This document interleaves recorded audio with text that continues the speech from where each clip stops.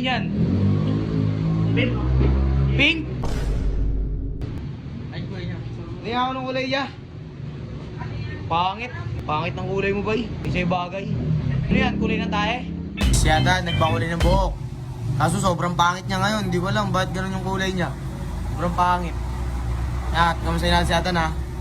Kulay niyan. Wala naman yan. Ha? Wala naman umaya. Pangit naman yun eh. Bagay ba yan sa'yo? Bagay ba? Ha?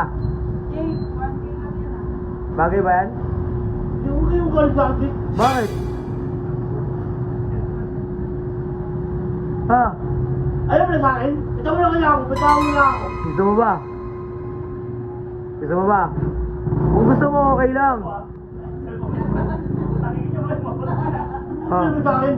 Wala kang problema, bay. Siyempre mo lang, bitawan mo na ako. Wala problema sa akin. Okay nga lang, tatanungin ko okay lang ba? Magagalit ka sa akin o hindi? Ah, si John Lee na lang. Lee, ikaw na lang sama sa akin, Lee. Ano, pasakin mo ako. Ano? Lahat na lang, boy. Galit ka, boy. Wala pa yung bitawan mo na ako. Bitawan mo na. Yeah, tawagan mo nga si Dagulya.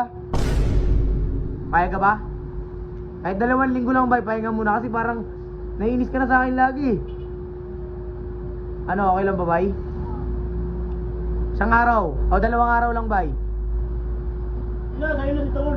O, sige. Okay na naman. Bakit? Galit siya, guys. Hindi umuwi. Tan, joke lang. Bye. Umuwi. Galit oh. Wala, galit. Sige, babalik. Mabiro eh. Gwapo, galit. Oh, guys, sila natin kung ano sasabihin ni Atan ha. Pustahan tayo. Galit yan. Ano? Sumigaw. Pero batcher yan. Babalik yan. Pero galit oh. Oh? Ang tapang oh. Oh, ano? Bitawan mo ako eh. Okay lang. Oo lang. Parang hindi. Bitawan mo ko. Si John Lee na lang. Lee, okay lang ba, Lee? Bitawan mo ko. Ha? Ba't nagagalit ka kasi? Lang. Yan oh. Grabe, gwapo! Monkey nga. Saan? Saan kulay yan?